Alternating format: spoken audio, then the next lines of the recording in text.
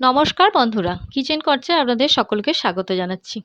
আজকে আমি আপনাদের সাথে শেয়ার করব দুর্দান্ত স্বাদের একটা রেসিপিটি কিন্তু সম্পূর্ণ গ্রাম্য পদ্ধতিতে তৈরি। আমার মা এভাবেই বানাতেন। আপনারা অনেকেই হয়তো এই রেসিপিটি বানিয়েছেন, কিন্তু আমি যেভাবে বানাচ্ছি সেইভাবে একবার বানিয়ে দেখুন। বাড়ির বাচ্চা থেকে বয়স্ক মানুষ সকলেই খেয়ে খুব খুশি হবেন আর আপনাকে বারবার রিকোয়েস্ট করবেন এইভাবে বানাতে। তো রেসিপিটির জন্য আমি নিয়ে নিয়েছি 2-3টে মূলো আর কিছু ধনেপাতা। এগুলোকে আমি এইভাবে কেটে ছোট ছোট করে কেটে ধুয়ে পরিষ্কার করে নেব। এবার একটা মিক্সিং বলে 4টে কাঁচা লঙ্কা আর এই মূলো আর ধনেপাতাগুলোকে আমি এর মধ্যে দিয়ে দেব। আর দেব 1 চা চামচ জোয়ান।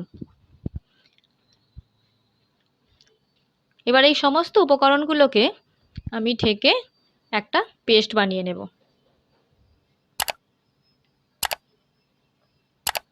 তো আমার পেস্টটা রেডি হয়ে গেছে। দেখুন খুব সুন্দর একটা কালার এসেছে, একদম সবুজ রং। এবার অন্য একটা পাত্রে আমি 400 মতো আটা ময়দা মিশিয়ে তাতে পরিমাণ মতো নুন আর ময়ান দিয়ে মাখিয়ে রেখেছিলাম, তাতে দিয়ে দিলাম পরিমাণ মতো চিনি আর বিট নুন। এবার এই সমস্ত উপকরণকে একসাথে আমি মাখিয়ে নিয়েছি। ময়ানটা দেখুন দিয়েছি, তাতে করে এরকম হচ্ছে।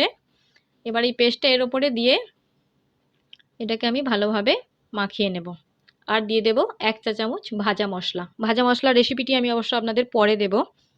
এইভাবে ভালো করে ঠেসে ঠেসে মাখিয়ে আমি এটাকে একটা মন্ডের আকারে তৈরি করে নেব। এবার লেচি কেটে গোল গোল করে বেলে কড়াই বসিয়ে কড়াইটা গরম হলে তাতে দিয়ে একে উল্টে পাল্টে আমি ভেজে নেব। তো রেডি হয়ে গেল আমার গরম গরম মূলোর পরোটা।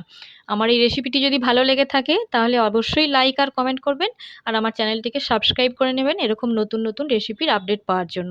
ধন্যবাদ।